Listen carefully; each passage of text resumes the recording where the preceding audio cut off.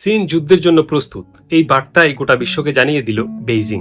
গত সপ্তাহে হাজার হাজার সেনা নিয়ে চীন আয়োজন করল বিগত অর্ধ শতকের সবচেয়ে বড় জমকালো সামরিক কুচকাওয়াজ।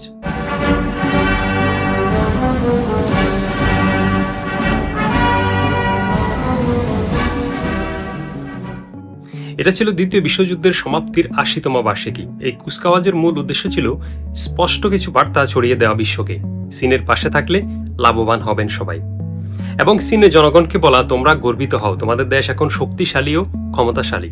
পশ্চিমা বিশ্বকে হুঁশিয়ারি জানান দেয়া, এখন নতুন সুপার পাওয়ার হল চীন। তিয়ানআনমেন স্কোয়ারে দাঁড়িয়ে লাখো লাখো মানুষের সামনে প্রেসিডেন্ট শি জিনপিং স্পষ্ট ভাষায় বলেন, আজ মানব জাতি এক মোড়ে এসে দাঁড়িয়েছে, যেখানে শান্তি নাকি যুদ্ধ, আলোচনায় সমাধান নাকি মুখোমুখি সংঘর্ষ, উভয়ের জয় নাকি এক পক্ষের পরাজয়। এই প্রদর্শনীকে বিশ্ব দেখেছে ভূ রাজনৈতিক দৃষ্টিতে। চীন তার বন্ধু দেশগুলোর পাশে দাঁড়িয়েছে, আর আমেরিকা ও ইউরোপ দূর থেকে তাকিয়ে আছে। কুচকাওয়াজটা শুধু রাজনৈতিক বার্তা দেওয়ার জন্য ছিল না, কিন্তু এর আসল উদ্দেশ্য ছিল সামরিক শক্তি প্রদর্শন।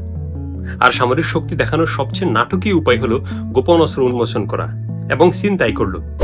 কিছু অস্ত্রের গুজব আগে থেকে পশ্চিমা দুনিয়া শোনা যাচ্ছিল, তবে সেগুলো সচরাচর চোখে দেখা যায়নি। কিছু অস্ত্রের কথা চীন বহু আগে ধরেই বলে আসছিল, কিন্তু এবার প্রথমবারের মতো সেগুলো এই কুচকাওয়াজে বের হয়ে আসলো।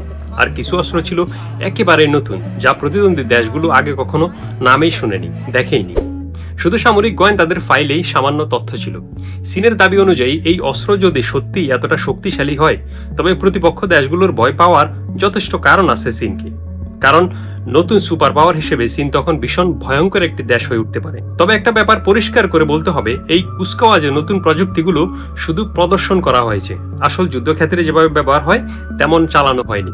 অর্থাৎ এগুলো আসল ক্ষমতা এখনো বিশ্বের কাছে অজানা। ফলে চীন যে নতুন অস্ত্রগুলো দেখালো, সেগুলো প্রকৃত ক্ষমতা এখনো রহস্যময় রয়ে গেল। কিছু হয়তো এখনো যুদ্ধক্ষেত্রে ব্যবহারের জন্য পুরোপুরি প্রস্তুত হয়নি, কিছু আবার হয়তো আসলেই নাম কাওয়াস্তে। যেমন রাশিয়া ২০১৮ সালে তাদের বিপজ্জনক ম্যাক্সুট দেখিয়েছিল, যেটা আসলে বাস্তবে দুনিয়ায় নামার আগেই মিথ্যা বলে প্রমাণ হয়। আরও একটা বিষয় মনে রাখা দরকার, জাঁকজমকপূর্ণ সামরিক কুচকাওয়াজে গোস্টেপ মিছিল প্রশিক্ষণ নেওয়া আর আসল যুদ্ধক্ষেত্রে লড়াই করে জেতার প্রশিক্ষণ দুটো একেবারে আলাদা ব্যাপার।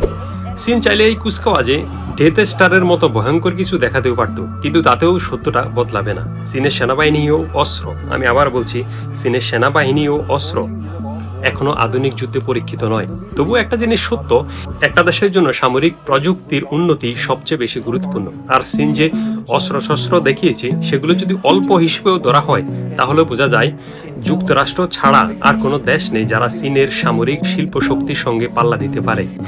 আগে কিছু দেশ ছিল, কিন্তু এখন একেবারেই নেই। চীনের প্রদর্শনী আসল আকর্ষণ ছিল মিসাইল, এবং মিসাইলের মধ্যে সবচেয়ে আলোচিত নাম ডংফাং 5।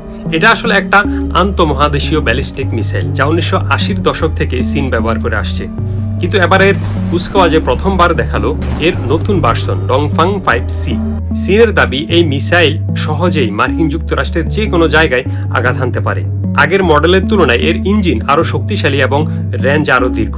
আরো চমকপ্রদ ব্যাপার হলো, একটা মাত্র মিসাইল একসঙ্গে ১২টা পারমাণবিক ওভারহেড বহন করতে পারে একসাথে। মানে আকাশে ওঠার পর মিসাইল একটার ভেতর থেকে ১২ টুকরোয় ভাগ হয়ে যাবে, আর প্রতিটি আলাদা আলাদা টার্গেটে গিয়ে আঘাত করতে পারবে।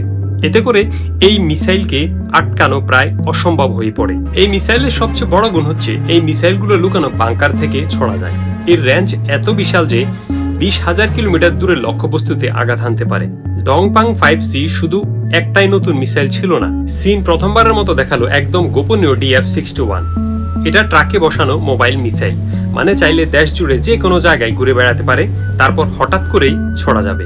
এর রেঞ্জ প্রায় ১২,০০০ কিলোমিটার, মানে লস অ্যাঞ্জেল, সান ফ্রান্সিসকো, ফিনিক্সের মতো আমেরিকার বড় বড় শহর সবই এর আওতার মধ্যে। আর যেহেতু এগুলো এক জায়গায় স্থায়ীভাবে থাকে না, তাই শত্রু দেশ চাইলেই এগুলো আগে থেকে ধ্বংস করা মোটামুটি অসম্ভব। শুধু তাই নয়, কুচকাওয়াজে দেখা গেল আকাশ থেকে ছড়া যায় এমন দীর্ঘ পাল্লার পারমাণবিক মিসাইল JL-1, এবং পানির নিচ থেকে সাবমেরিন দিয়ে ছড়া যায় এমন মিসাইল JL-3।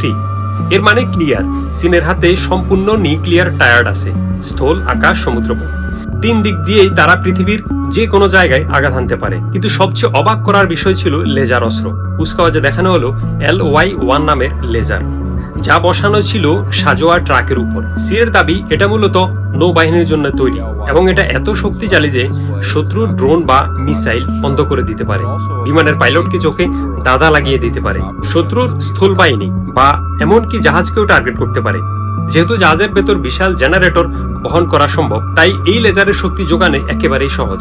এটা অনেকটা আমেরিকা ও ইউরোপের পরীক্ষাধীন লেজার সিস্টেমের মতো। তবে চীন আসলে এগিয়ে আছে কিনা তা এখনো রহস্যময়। চীন তার বিমান বাহিনী রণতরী দেখায়নি, বরং দেখিয়েছে সেই মিসাইলগুলো যেগুলো শত্রুর রণতরী ডুবিয়ে দিতে পারে।